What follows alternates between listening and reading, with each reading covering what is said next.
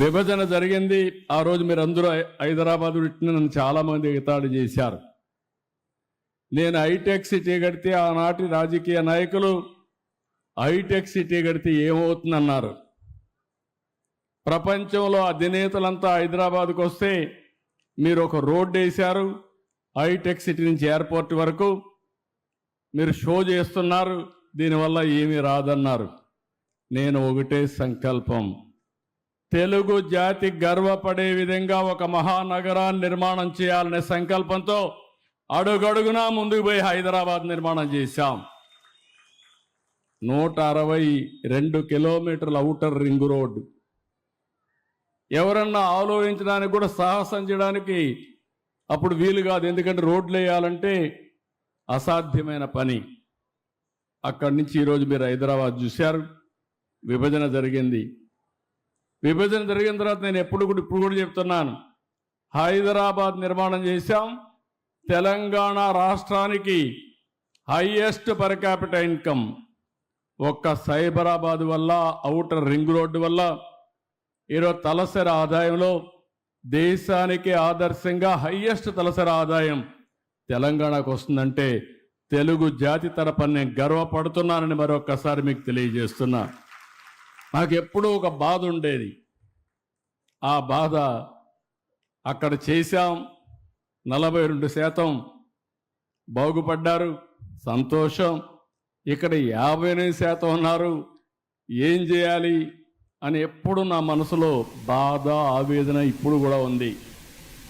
అక్కడి నుంచి నేను ఆలోచించినప్పుడు రాజధాని లేకపోతే మనం ఏం చేయలేం. ఒక ఇంటికి ఒక మంచి ఇల్లు ఉండాలి, ఒక సమాజానికి, ఒక రాష్ట్రానికి మంచి రాజధాని ఉండాలి. అందుకే నేను ఆ రోజు సంకల్పించినప్పుడు అసెంబ్లీలో చెప్పాను. అప్పటికి కమిటీ వచ్చింది, రిపోర్ట్ ఇచ్చారు. అప్పుడు రైతులు కూడా ముందుకు రాలేదు. నేను ఆ రోజు మొట్టమొదటిసారిగా ఆలోచించింది, 25 పార్లమెంటుకు సెంటర్ పార్లమెంటు గుంటూరు. తంబురూలు ఇది. ఎవడైనా అర్థం కాకపోతే అర్థమయ్యేట్టుగా చెప్పాలంటే ఒకే మాట, రాష్ట్రానికి నడిబొడ్డున రాజధాని అదే గుంటూరు జిల్లాలో అమరావతి.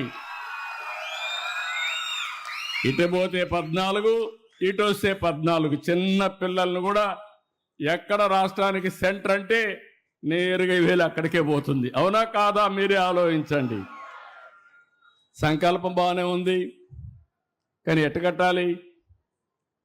నేను కూడా గుంటూరులో లేకుంటే విజయవాడలో ఒక 50 ఎకరాలు తీసుకొని ఒక సెక్రటరియట్ కట్టేయచ్చు, మామూలుగా ఉంటుంది. కానీ భవిష్యత్తు ఏంటని ఆలోచించినప్పుడు నాకు అనిపించింది, దీన్ని ఒక మహానగరం చేయాలి. ఏ విధంగా చేయాలని ఆలోచించినప్పుడు మొట్టమొదటిసారిగా మేము మాట్లాడుతూ ఉంటే నారాయణ గారు మేమందరం ల్యాండ్ పూలింగ్ అనే కాన్సెప్ట్ వచ్చింది. రాజధాని నిర్మాణంలో రైతుల్ని భాగస్వాములు చేస్తే ఎట్లుంటుందని. చాలా బాగుంటుంది, ఎవరున్నారు కనుక్కోండి, ఎవరు వస్తారో కనుక్కోమన్నాం. అప్పుడు వస్తే విజయవాడ, గుంటూరు, మంగళగిరి, ఒక పక్కన అమరావతి ప్రాంతం. అక్కడ ఆలోచించినప్పుడు రైతాంగానికి ఆలోచనిస్తే మీరందరూ ముందుకు వచ్చారు.